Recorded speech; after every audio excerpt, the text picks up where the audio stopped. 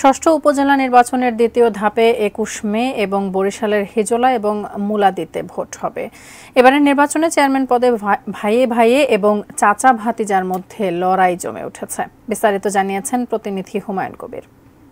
আগামী ২১শে মে ষষ্ঠ উপজেলা নির্বাচনের দ্বিতীয় ধাপে বরিশালের হিজলা উপজেলা নির্বাচন অনুষ্ঠিত হবে এবং এই গরমে প্রচণ্ড গরম উপেক্ষা করে এখানে প্রচার প্রচারণা চালাচ্ছে প্রার্থীরা। তারা বসে নেই, তারা এক উপজেলার এক প্রান্ত থেকে অপর প্রান্তে ছুটে যাচ্ছে।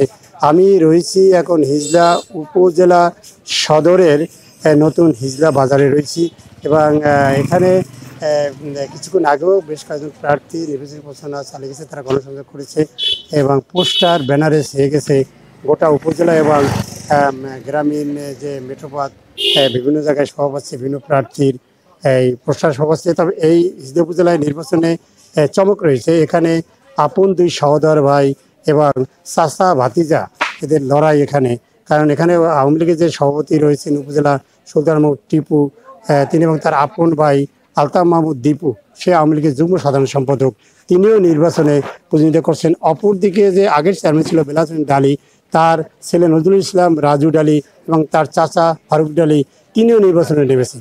প্রচারণায় যেন কেউই বসে নেই, সবাই প্রচারণা চালিয়ে যাচ্ছে। এই ছিল আমার কাছে বরিশাল হিজলা উপজেলার নির্বাচনী প্রচারণার সর্বশেষ।